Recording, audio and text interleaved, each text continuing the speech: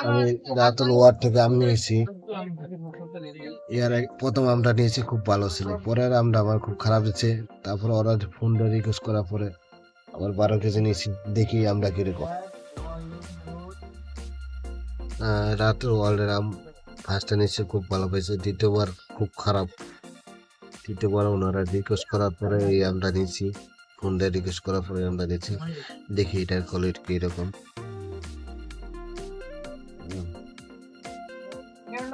তো আমি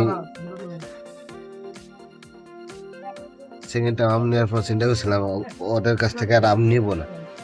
ওনারা কিয়ের থেকে ফোন দেওয়ার পর অনেক রিকোয়েস্ট করার পরে আমটা বল খুব ভালো হইব।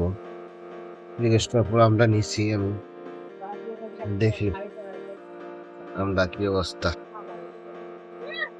তো বস্তাটা খুলতে আমার সমস্যা হইতেছে। তো বস্তা খুলে পরে আবার আস্তে আস্তে তো বস্তা খুললাম, দেখতে পারতেছেন আমার সাইজ। বৃষ্টিতে বিচ্ছে, তারপর টেম ডালাই সিরিয়াল হইতেছে। তো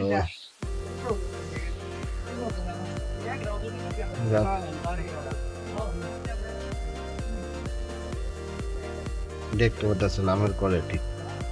আম তো ওইরকম বড় না, ওর এত ফ্রেশ আম না।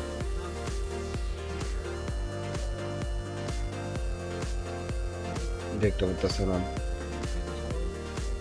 দেই আম খাওয়ার পরে পরে রিভিউটা দেবো। আমরা দেখে নেওয়া বক্সটা আনবক্সিং করলাম, যদি কমন থাকে আম কোয়ালিটি কিরকম।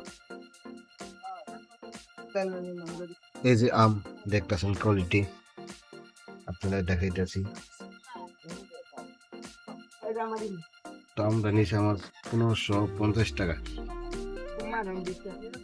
ওনার রিকোয়েস্ট করার পর আমি রাজি হয়েছি। তারপরে দেখি আমরা খাইয়া অনেক পরে সুস্বাদু মিষ্টি হবে, দেখি ওনাদের কথার সাথে কাজে মিলে আছে কিনা।